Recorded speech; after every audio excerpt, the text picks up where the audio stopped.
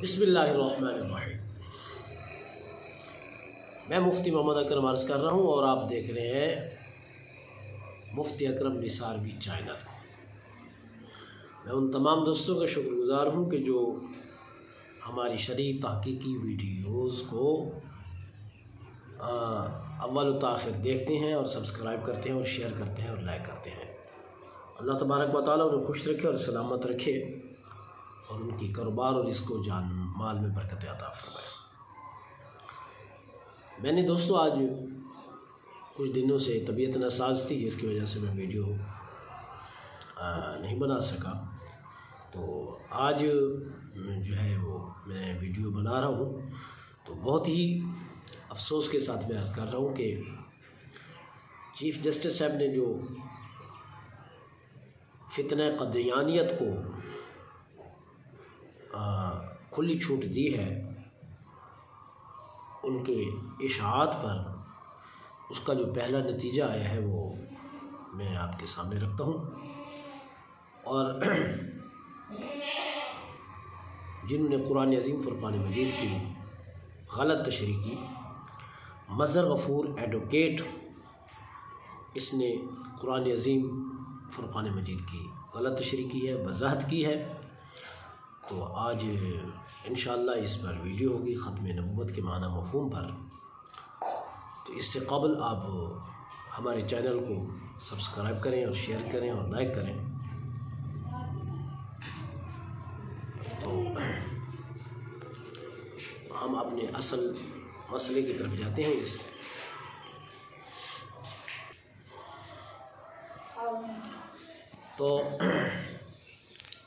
हम अपने असल मसले की तरफ जाते हैं कि हमारा ये टॉपिक चल रहा था कि नबी करीम सल्लल्लाहु अलैहि वसल्लम आखिरी नबी हैं और आपके बाद कोई नबी नया या पुराना या किसी नहीं आ सकता। ये हमारा अहले सुन्नत का अक़ीदा है और जमहूर का अक़ीदा है।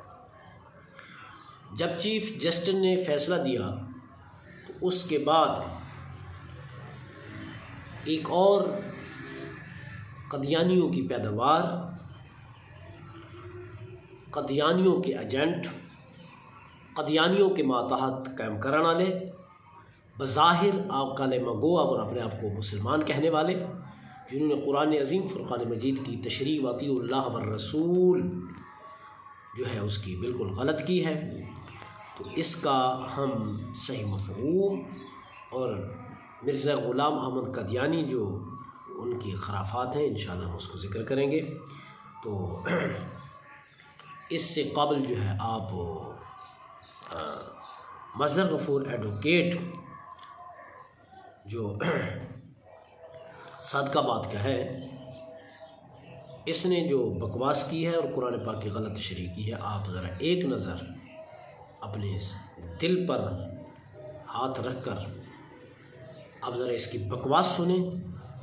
और मैं समझता हूँ कि वहाँ जितने लोग बैठे हुए थे सब बेगैरत थे, किसी में गैरत नहीं थी। काश के वहाँ कोई अगर मुमताज़ कादरी जैसा मौजूद होता तो इसे वहीं उड़ा देता। इसे पता चलता कि कुरान अज़ीम फ़ुरक़ान मजीद का गलत माना और मफ़हूम कैसे बयान किया जाता है। और इस खबीस ने जो अतीउल्लाह व रसूल का जो मफ़हूम लिया है कि रसूल से मुराद हर वो शख्स है जो ता क़यामत जो अल्लाह का पैगाम किसी तक पहुँचा के जाए।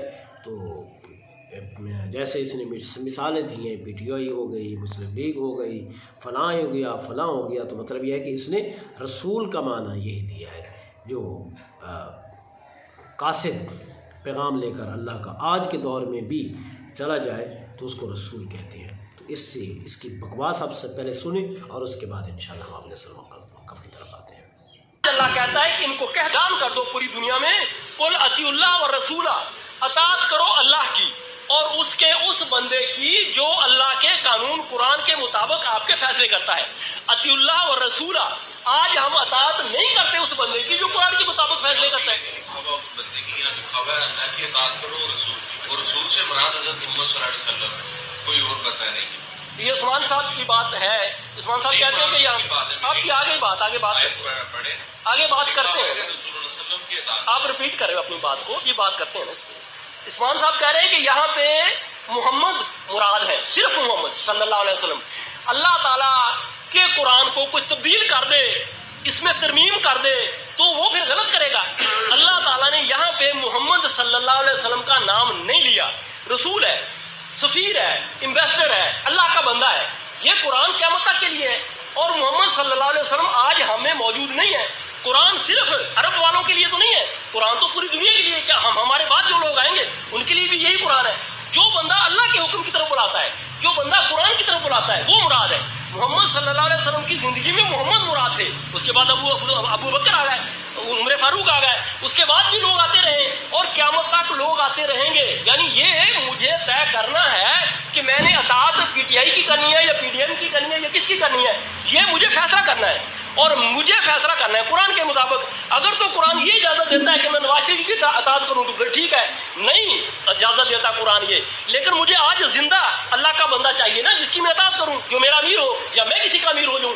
تو ہم نے اپنے صادق آباد میں، پورے پاکستان میں یا پوری دنیا میں ایک لیڈر مقرر کرنا ہے، اور اس کو رسول کہیں گے، وہ اللہ کا بندہ ہوگا، وہ اللہ کا پیغام ہم تک پہنچائے گا۔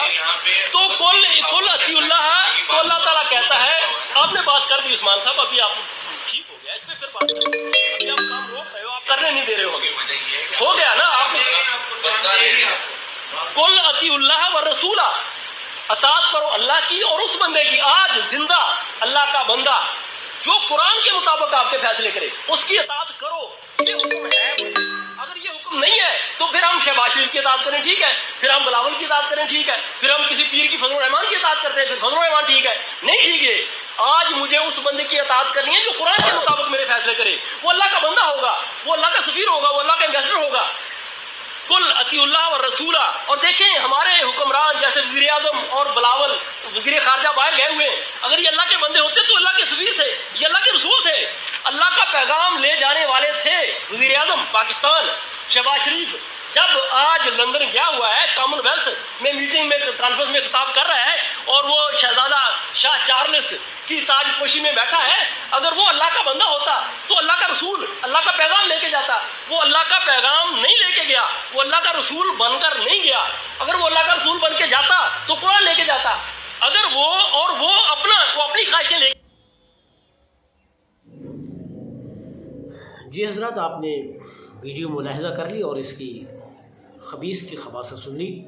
صرف اس کی وجہ یہی ہے کہ ہمارے جو ملک کے حکمران ہیں، کاش وہ اس طرح کے شخص کو اگر ایک چوراہے پر لٹکا دیتے ایک مرتبہ، دو چار کو، تو باقی کو سب کو کان ہو جاتے۔ اس طرح کسی کو جرت نہ ہوتی کہ جو قرآن عظیم فرقان مجید کے غلط معانی و مفاہیم بیان کر کے قدیانیت کو تقویت پہنچائے، تو اس طرح کبھی بھی کسی کو طاقت نہ ہوتی۔ ان کا حوصلہ بڑھانے والے ہمارے حکمران ہیں جنہوں نے ان کو چھٹی دے رکھی ہے اور انہوں نے کھلا راستہ رکھا ہے۔ اب ہم آئیں ذرا اس کی طرف جاتے ہیں اور پھر ہم مرزا غلام محمد قادیانی کے جو بیان کر رہے تھے تسلسل سے، اس کی طرف چلیں گے۔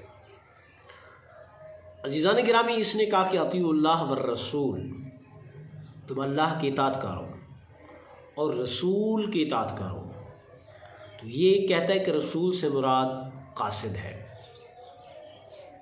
اور جو قاصد بھی پیغام لے کر اسلام کا، دین کا کہیں جاتا ہے تو آج کے دور میں بھی ہم اسے رسول کہیں گے۔ یہ بالکل اس نے غلط کہا ہے، اور یہ دائرہ اسلام سے خارج ہو گیا ہے۔ اور جن لوگوں نے وہاں بیٹھے ہوئے اس کی تقریر کو سن کر اس پر خاموشی اختیار کی ہے اور اس پر رضا کا اظہار کیا ہے، وہ بھی دائرہ اسلام سے خارج ہے، وہ بھی کافر ہے اور واجب القتل ہے۔ اس کا یہ مطلب نہیں ہے جو اس خبیث نے بیان کی ہے۔ قل اطیعوا اللہ والرسول، اللہ نے فرمایا اے محبوب تم کہہ دو، اے محبوب تم کہہ دو اطیعوا اللہ، کہ تم اللہ کی اطاعت کرو، والرسول، اور جو میرا رسول ہے اس کی اطاعت کرو۔ یہاں اللہ کے رسول کی بات ہو رہی ہے، جو اللہ کا رسول ہے اس کی بات ہو رہی ہے۔ اور رسول کا معنی کیا ہے؟ کیا آپ لغوی معنی مراد لے رہے ہیں؟ یہاں لغوی معنی مراد نہیں ہے، یہاں اصطلاحی معنی ہے۔ ایک نبی ہوتا ہے اور ایک رسول ہوتا ہے،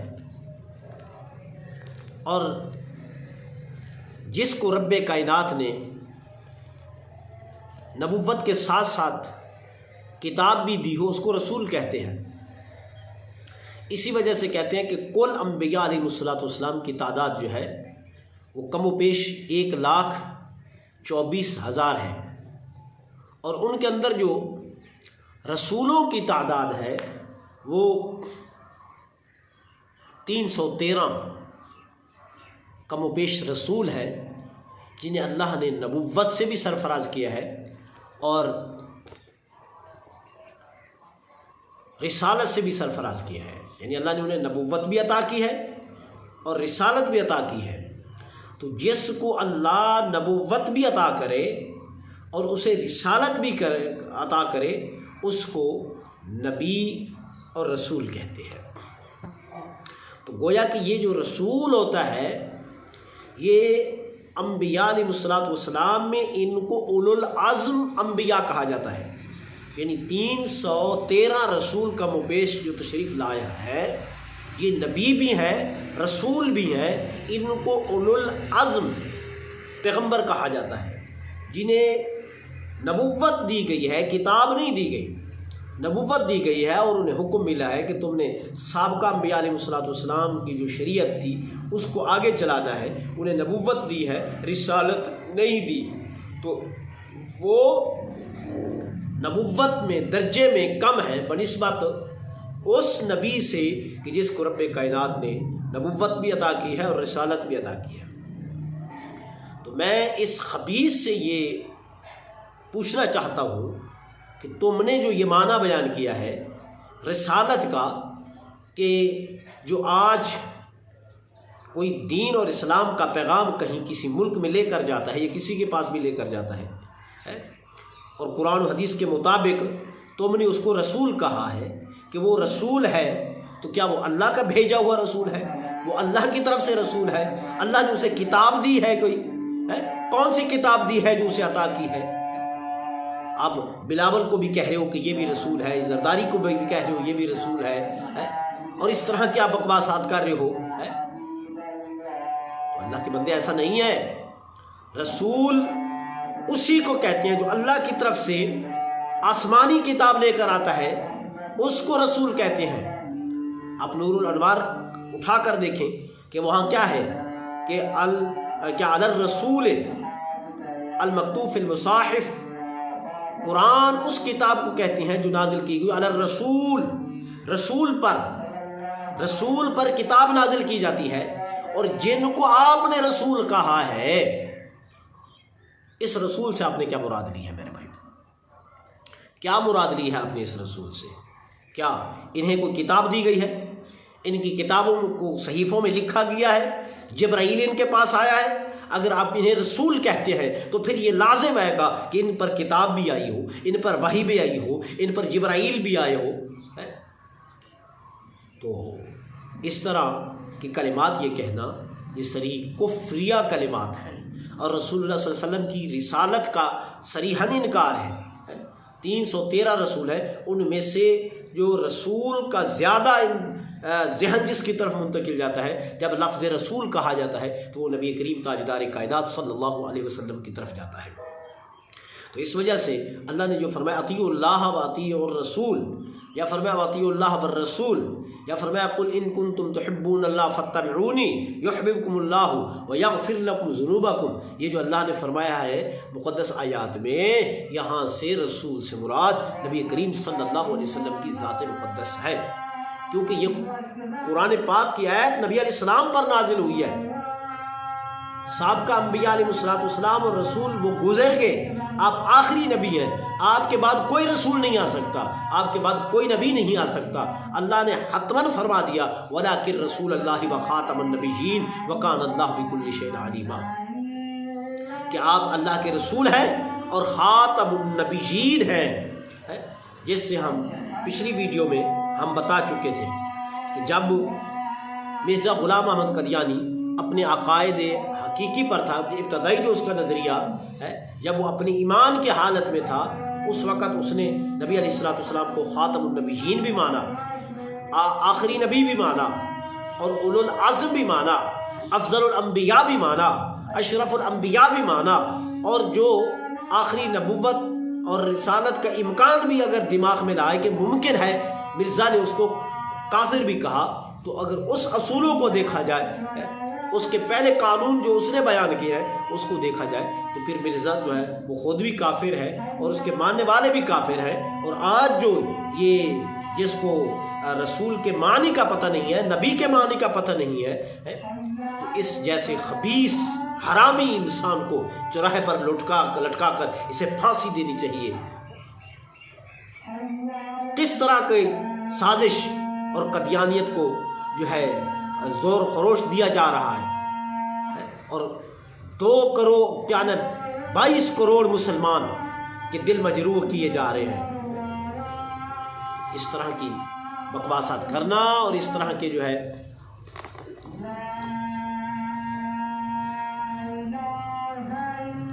اس طرح کی بکواسیں کرنا، کہ ان کے لیے یہ مسلمانوں کے لیے ڈوب کر مرنے کا مقام ہے۔ آج چیف جسٹس صاحب نے انہیں اپنے مذہب کی کھلی اجازت کرنے کی اجازت دی، اس کا نتیجہ یہ نکلا کہ آج یہ حرامی جس کو رسول کے معنی کا پتہ نہیں ہے وہ بیٹھ کر قرآن عظیم فرقان مجید کی غلط تشریح کر رہے ہیں۔ تو اس وجہ سے ہم جو اعلیٰ حکمران ہیں ان سے ہم یہ کہیں گے، یہ ہمارا ان سے مطالبہ ہے کہ ہم ہر چیز برداشت کر سکتے ہیں، ہر چیز ہم برداشت کر سکتے ہیں، تم جس طرح کی تکلیفیں دو ہم برداشت کرنے کے لیے تیار ہیں، مگر رسول اللہ صلی اللہ علیہ وسلم کی رسالت پر آنچ نہیں آنے دیں گے، ختم نبوت پر کمپرومائز نہیں کریں گے، اور رسول اللہ صلی اللہ علیہ وسلم اور رسول کے معانی اور خاتم کے معانی کو تبدیل نہیں ہونے دیں گے۔ جب تک ہم میں آخری سانس ہے اس وقت تک ہم ان خبیث اور کتوں سے لڑتے رہیں گے، اور ہمارا ان سے مطالبہ ہے کہ جو اس طرح کہ معانی اور مفاہیم قرآن پاک کی غلط تشریح ہے انہیں کڑی سے کڑی سزا دی جائے، اور انہیں کٹہرے میں لایا جائے کہ انہیں جرت کیسے ہوئی ہے واطیعوا اللہ والرسول اور قرآن عظیم فرقان مجید کے معانی و مفاہیم کو غلط بیان کرنے کے۔ اللہ تبارک و تعالی ہمیں جو ہے صحیح معنی کما حقہ رسول اللہ صلی اللہ علیہ وسلم کی رسالت پر، رسول اللہ صلی اللہ علیہ وسلم کے دین پر مر مٹنے کی توفیق عطا فرمائے۔ وما علیہ الا البلاغ۔